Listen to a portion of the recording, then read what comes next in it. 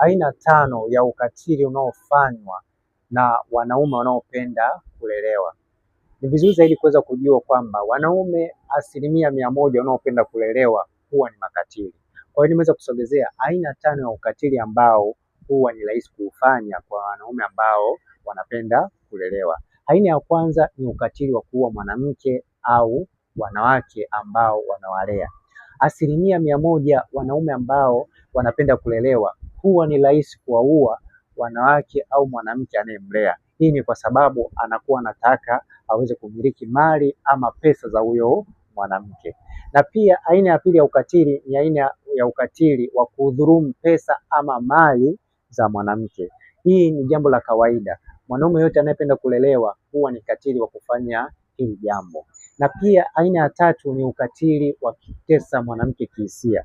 Mwanaume yoyote anayependa kulelewa huwa ni rahisi kumtesa mwanamke kihisia au wanawake kihisia, kwa sababu yeye anajali maslahi yake binafsi. Kwa hiyo kama mwanamke mfano akifilisika, atamwacha. Hata kama mwanamke anampenda kiasi gani, atamwacha tena kwa mwanamke mwingine. Kwa hiyo hii pia ni mojawapo ya ukatili wa mwanaume anayependa kulelewa na wanawake. Na pia aina ya 4 ya ukatili ni ukatili wa kuvujisha picha ama video za uchi za mwanamke kwa ajili ya kupata maslahi yoyote.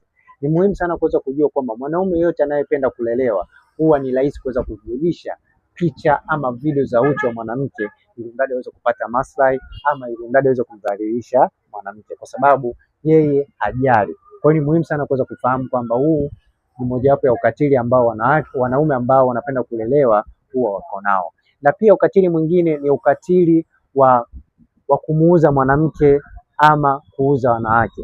Hii ni mojawapo ya ukatili ambao 100% wanaume wanaopenda kulelewa huwa wako nao. Yaani kama mwanamke anampenda mwenye pesa nyingi, ni rahisi kuweza kumuuza huyu mwanamke mwingine kama ataona kwamba yule anataka yaani yule mwingine mwenye pesa nyingi hataki huyu awe naye, huwa ni rahisi kuweza kumuuza. Kama ni kumuua sawa, kama watafanyaje sawa, yeye mbali tu apate maslahi kutoka kwa mtu mwingine. Kwa hiyo ni rahisi kuweza kufanya hivyo kwa mwanaume ambaye ni katili, kwa mwanaume ambaye anapenda kulelewa. Kwa hiyo ni vizuri zaidi kuweza kufahamu hilo. Na pia nikukumbushe kwamba unaweza kupata hiki kitabu. Kitabu hiki kitakusaidia sana kuweza kuingia katika mahusiano sahihi ambayo yatajenga ndoa sahihi. Ni kitabu ambacho kitakusaidia mno. Sio kila mwanamke ama sio kila mwanaume unayemuona barabarani anafaa kuingia kwenye ndoa. Kupitia hiki kitabu kitakuelekeza namna ya kuweza kuingia katika mahusiano sahihi ambayo yatajenga ndoa sahihi. Ni kitabu ambacho kinauzwa shilingi 10,000 kwa njia ya WhatsApp, lakini kwa hadi kopi kama hiki